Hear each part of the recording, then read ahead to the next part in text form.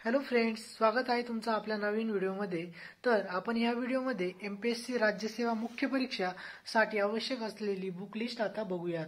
तर आपल्याला मुख्य परीक्षेसाठी जास्त मार्क्स पाडायचे असेल तर आपल्याला limited books plus maximum revision हा मंत्र वापरावा लागेल। तुमचे बुक्स जर फिक्स असतील, लिमिटेड असतील आणि त्याचीच तुम्ही जर वारंवार रिव्हिजन केली तर तुमचा सक्सेस रेट हा अधिक वाढतो। त्यामुळे आपले बुक्स हे फिक्स पाहिजे आणि त्याच बुक्सला मॅक्झिमम रिव्हिजन प्लस त्यानंतर पीवायक्यू अनालिसिस आणि ते सोडवणे हे सर्व जर तुम्ही केलं तर तुम्हाला पूर्व परीक्षेनंतर मुख्य परीक्षेमध्ये देखील सक्सेस मिळू शकतं।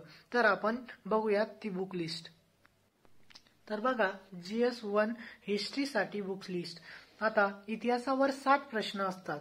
150 पैकी 60 प्रश्न हे इतिहासावर असतात। त्यामध्ये बघा, हे 4 बुक्स तुम्हाला वापरायचे, ते म्हणजे ग्रोवर अँड बेल्लेकर बुक। याच्यामधून आपल्याला ज्या कन्सेप्ट आहे किंवा मग आपण एक स्टोरी लाईन म्हणतो, ती स्टोरी लाईन किंवा कन्सेप्ट ज्या तुमच्या क्लिअर पाहिजे क्रोनॉलॉजिकल ऑर्डरनी, त्या सर्व ग्रोवर आणि बेल्लेकर या पुस्तकामधून क्लिअर होतात। त्यानंतर महाराष्ट्राच्या इतिहासासाठी गाठाळ सरांचं बुक भेटतं, ते तुम्ही वाचायचं। त्यानंतर महाराष्ट्राचे समाजसुधारक। आता एका मुख्य परीक्षेमध्ये महाराष्ट्राच्या समाजसुधारकावर 4 पर्यंत प्रश्न विचारलेले दिसतात। त्यासाठी एक के सागर पब्लिकेशनचं महाराष्ट्राचे समाजसुधारक हे पुस्तक भेटतं, त्यामधून तुम्ही ते वाचू शकतात। त्यानंतर समाधान सरांचे बुक। आता समाधान सरांचे, आता तिथं सिरांचे झालेले आहे, त्याच्यावरून काही क्रिटिसाइज करू नका, ते टायपिंग मिस्टेक आहे। समाधान सरांचे बुक, त्यामध्ये देखील आधुनिक भारताचा इतिहास हा कव्हर होतो। त्याचबरोबर गाठाळ सरांचे महाराष्ट्राचा इतिहास आणि समाधान सरांचे जे बुक आहे इतिहासाचे, त्या दोन्ही मधून महाराष्ट्राचे समाजसुधारक पण कव्हर होतात। त्यामुळे त्या दोन्हींचा तुम्हाला त्यामध्ये फायदा होऊ शकतो। GS1 भूगोल विषयावर देखील 60 प्रश्न असतात। त्यामध्ये आपल्याला 3 बुक पाहिजे। त्यामध्ये सौदी सरांचे भूगोलाचे बुक, जे आपण सर्व पूर्व परीक्षेला वापरतो, तेच पुस्तक आपण मुख्य परीक्षेला वापरायचं। त्याबरोबरच सचिन भस्के सरांचं बुक, ते कशासाठी आपल्याला जे रिमोट सेन्सिंग जे टॉपिक ऍड होतात मुख्य परीक्षेसाठी, त्यासाठी आपल्याला सचिन भस्के सरांचं बुक्स घ्यायचंय। त्यानंतर पर्यावरणासाठी कोणतेही तुम्ही जे आतापर्यंत पर्यावरणाचे बुक रेफर केलेले, त्यामध्ये तुम्ही ते आपण वापरू शकतो। त्यानंतर मी स्वतः IAS शंकर, म्हणजे मी UPSC साठी जे बुक वापरतो तेच मी पर्यावरणासाठी GS1 साठी वापरणार आहे। तर बघा पुढं, GS1 मधील कृषी या विषयावर 30 प्रश्न असतात साधारणपणे। त्यासाठी तुम्ही भगीरथ प्रकाशनचं कृषीशास्त्र आणि कृषी विकास हे पुस्तक वापरू शकता, किंवा तुम्हाला जर ते वापरायचं नसेल तर महेश गारगोटी सरा यांचं कृषीचं पुस्तक आहे, ते तुम्ही वापरू शकतात। या दोन्हीपैकी एक कोणतंही चालेल, तुम्हाला जे तुम्ही आधी 2 बुक चेक करा, त्यानंतर तुम्हाला जे योग्य वाटेल ते तुम्ही निवडा। आता GS2 मध्ये बघा, पॉलिटीसाठी। आता पॉलिटीसाठी M लक्ष्मीकांत बुक हे मोर दॅन इनफ आहे, सफिशियंट आहे। पण त्याबरोबरच जर तुमच्या काही कन्सेप्ट M लक्ष्मीकांत मधून जर नाही कव्हर झाल्या तर तुम्ही कोणताही बाजारमधलं एखादं पॉलिटीचं ज्याच्यात चांगलं एक्सप्लेनेशन दिलेलं आहे ते बुक तुम्ही GS2 पॉलिटीसाठी वापरू शकतात। GS2 मधील पंचायत राजसाठी किशोर लवाटे सरांचं बुक भेटतं आपल्याला पंचायत राजचं।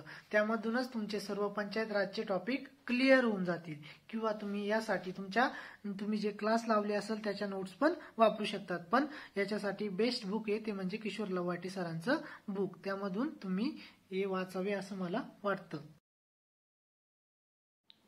आता GS सेकंड मधलं जो कायद्याचा पार्ट आहे त्याच्यासाठी तुम्ही खाटेकर सरांचं बुक वापरू शकता। खाटेकर सरांच्या बुकची विशेषता अशी आहे की त्याच्यामध्ये तुम्हाला एक्सप्लेनेशन खूप चांगलं दिलेलं असतं, त्याचबरोबर त्यांनी PYQs त्यामध्ये कव्हर केलेले असतात। त्यामुळे तुम्हाला खाटेकर सरांचं कोणतंही बुक, म्हणजे या विषयासाठी नाही, GS3 HRD साठी देखील खाटेकर सरांचंच बुक वापरायचं आहे। त्यामुळं GS2 कायद्यासाठी देखील खाटेकर सरांचं बुक वापरलेलं बेस्ट राहील। तर GS3 HRD साठी तुम्ही मी मगाशी सांगितल्याप्रमाणे खाटेकर सरांचं बुक वापरणं एकदम बेस्ट राहील।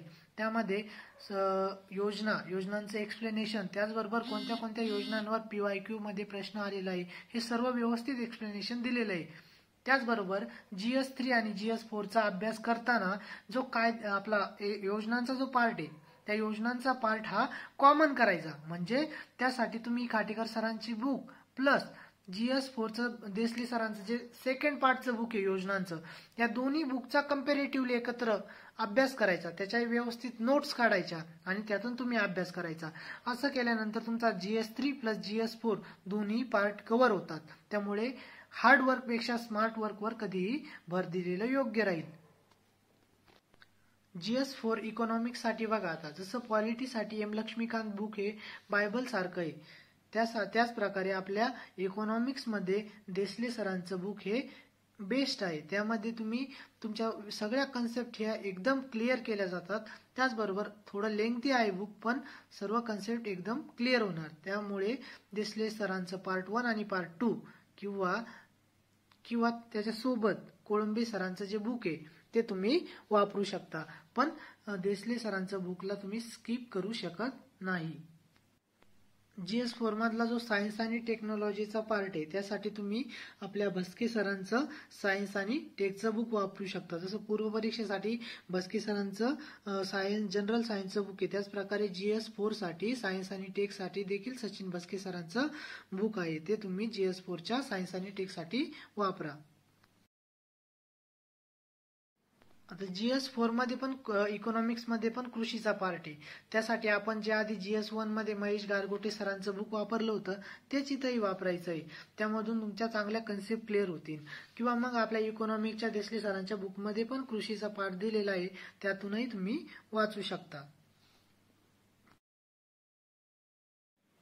आता आपले जे 2 ऑब्जेक्टिव्ह आणि डिस्क्रिप्टिव्ह पेपर आहे मराठी आणि इंग्लिश ग्रामरचे, त्याच्यामध्ये बघा, आता मराठी ग्रामर आणि वोकॅब साठी मोरा वाळंबे सरांचं बुक, म्हणजे त्याला काही पर्यायच नाही, मोरा वाळंबे सरांचं जे मराठी ग्रामरचं बुक आहे तेच वापरायचं आहे आपल्याला. त्याच्यामध्ये त्यांचे 2 पुस्तक असतात, एक व्याकरणासाठी आहे आणि एक आपला शब्दसंग्रह म्हणजे वोकॅबशी रिलेटेड बुक आहे. ते 2 बुक्स तुम्ही मराठी ग्रामर साठी वापरू शकता.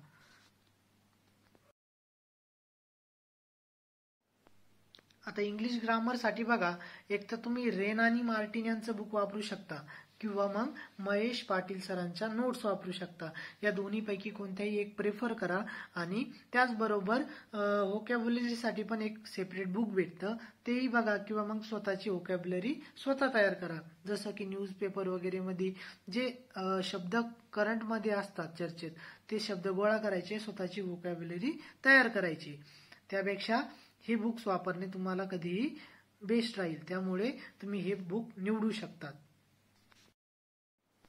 व्हिडिओ पूर्ण बघितल्याबद्दल तुमचे मनापासून आभार. व्हिडिओ तुम्हाला जर आवडला असेल तर त्याला लाईक करा. चॅनलला तुम्ही जर नवीन असाल तर चॅनलला सबस्क्राईब करा.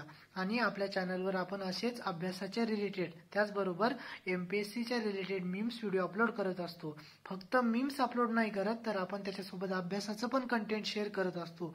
आणि तुम्ही त्याला भरभरून प्रतिसाद देतात, त्याबद्दल तुमचे आभार.